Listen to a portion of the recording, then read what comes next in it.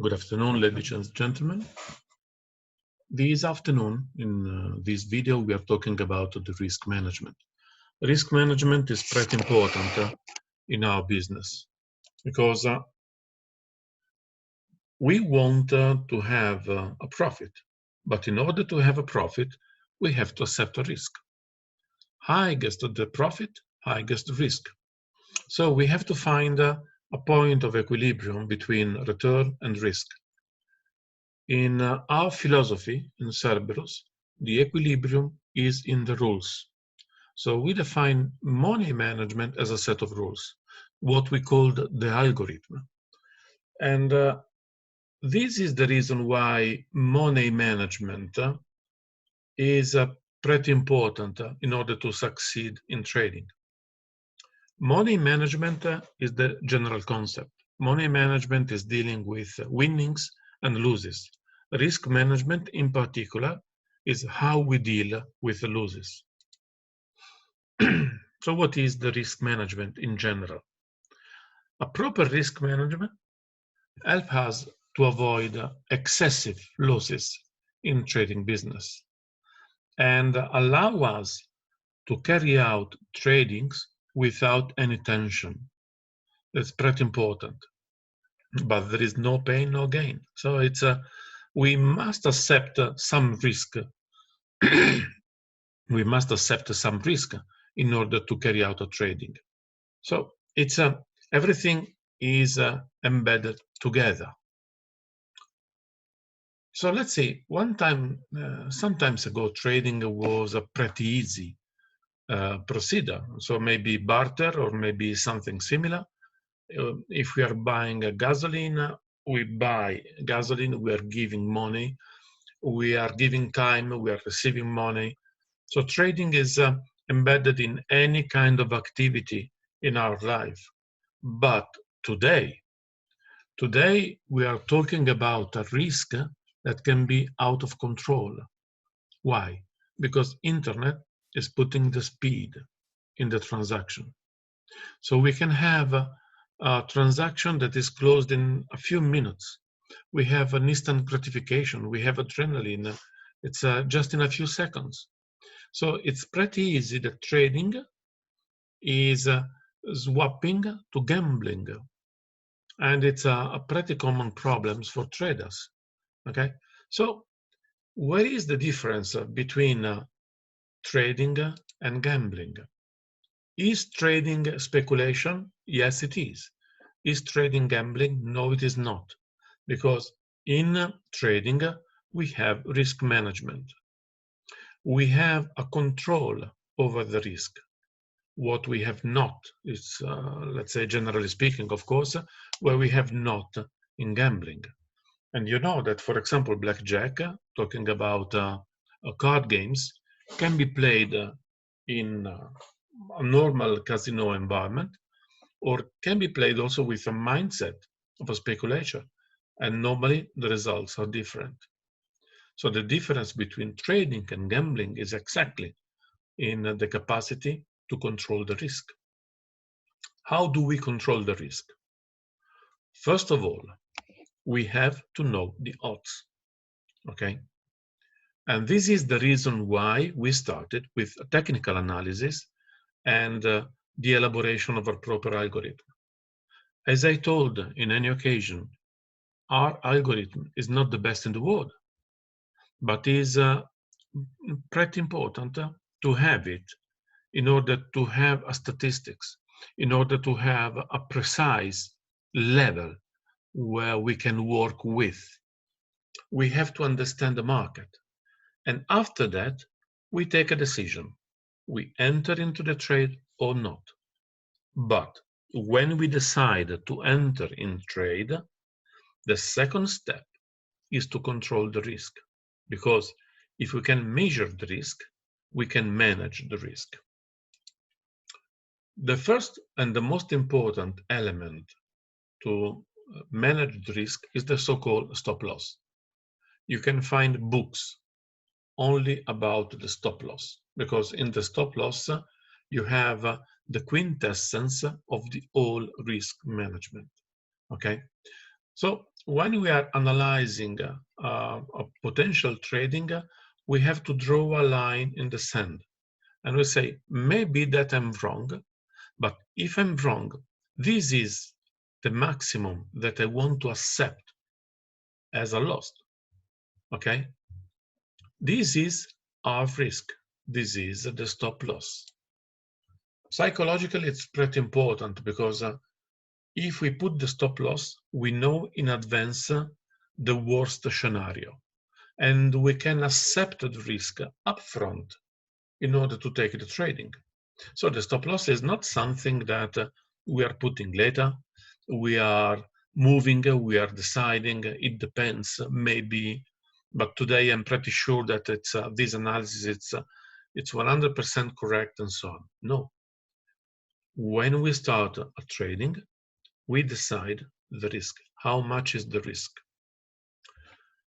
And if the risk is too high, then we don't take the trade. Or we reduce, for example, the amount of the trading, the amount of the contract, and we will see in a few slides later. The second point that we have to decide is where to put our break-even. The break-even is a second line in the sand, and when we are in profit.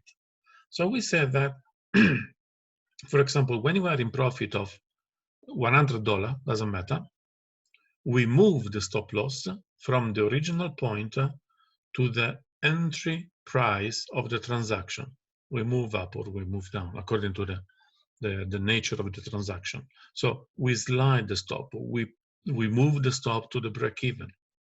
This is one of the most important because when we moved the break-even at the entrance point of the original transaction, we are protected and our risk became zero. From that moment, we have only profit, okay?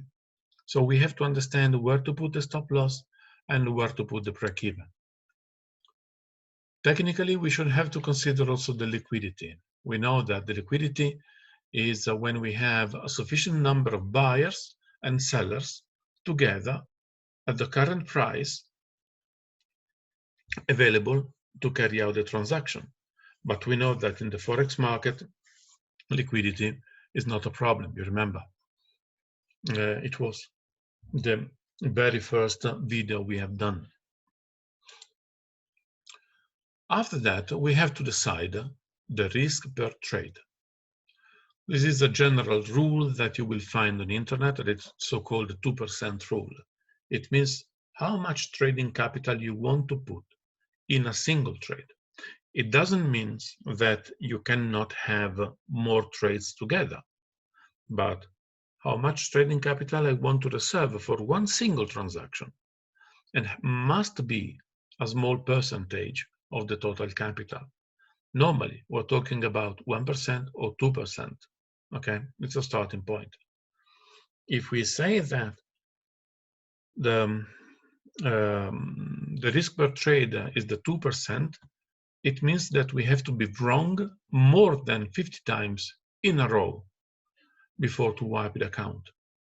But if we are wrong more than 50 times, probably something is wrong, or in the algorithm, or in our trading habits, okay?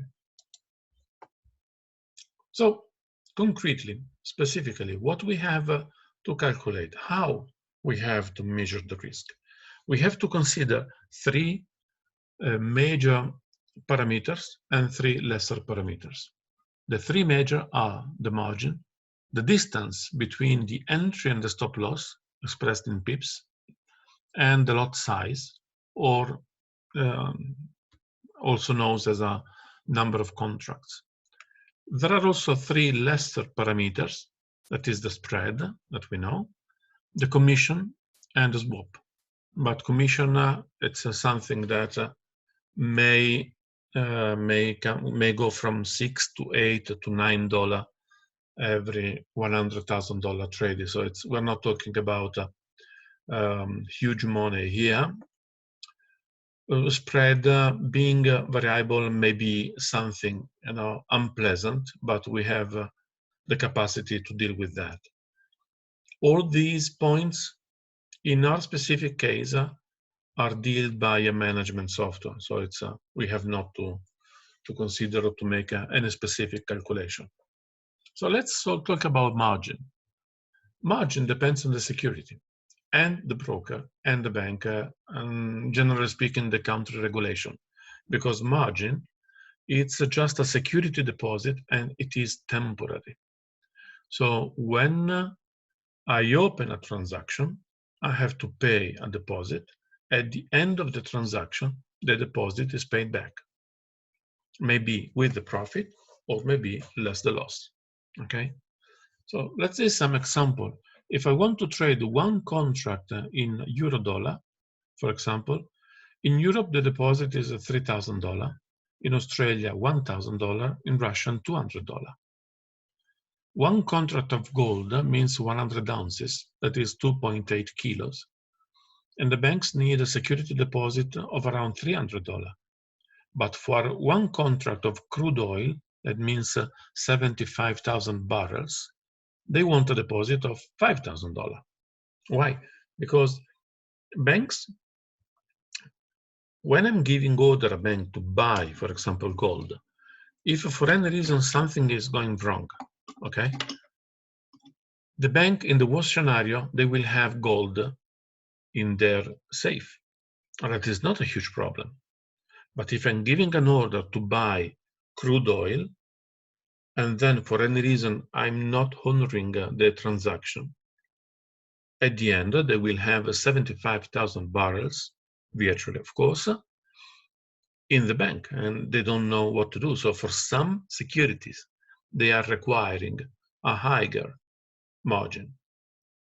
But margin is something that we know in advance. The stop loss is the distance in pips from the entry point to the negative exit point. The positive exit point is called take profit. It will be a separate topic. The stop loss with the lot size are giving the full risk. What does it mean? Euro dollar is considered as the unit of measure in Forex. In euro dollar, one pip has a value of $10 per $100,000. So one contract, when it's moving of one pip, can generate a profit of $10 or a loss of $10. So when I'm deciding to give a stop loss of 50 pips for one contract, I'm risking $500, and I know in advance. This is what you will see in your software, for example. Here we have the stop loss in pips. Here we have the size of the contract.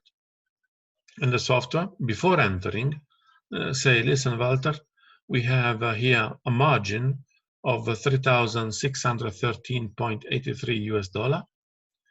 And the stop loss here, it means a risk of $75 in percentages 2.8.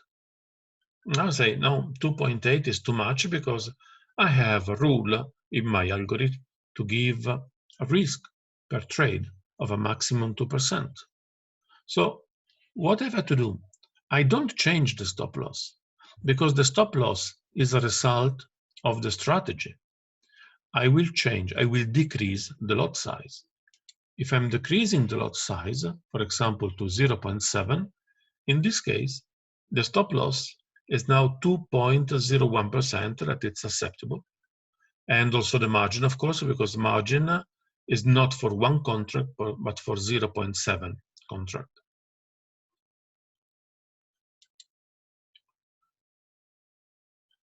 The biggest risk in trading and the hardest also to manage is not the 2% or the 1%, but it's the bad habit of the trader.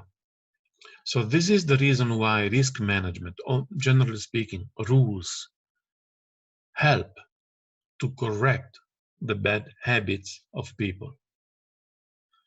We have to think that losses are a part of the norm. We already discussed that there is no one system that is 100% correct. It can't be. Okay, so statistically speaking, we will have, for example, 70% positive transaction and 30% negative transaction. But the 30% negative transaction is not losses. We have to consider not as a failure, but as business cost. If I'm opening a shop to sell apples, I will have to pay the rent, I will have to pay electricity, I have to pay internet, I have costs. In trading, costs are embedded in losses. And this is the most positive and the most healthy way to think about losses in trading. One of the remedy in this activity is to have a good habit. A good habit is to objectify the trading. The trading is not something of personal, must be something objective, something cold in our mind. And an excellent system is to keep a journal of each trade. In the journal, we note the reason why we entered, the reason why we exit, and we analyze our activity. In the beginning, you can have a journal also with paper and pencil, I don't care, but I will show you some other systems. A lot of people is taking a journal in Excel, and we have a lot of systems. To be honest, it's up to you. But anyhow, if you want to be a successful and profitable trader, you must keep records of every trade, and we learn from every mistake. So risk is embedded in every trade we take. But if we can measure, we can manage with rules, with discipline, and with good habits, because only with some risks we can generate a good reward. And the risk management was the most important argument immediately before the demo trading. Okay, so now please consider everything all together, and we will start the next topic altogether. Thank you very much.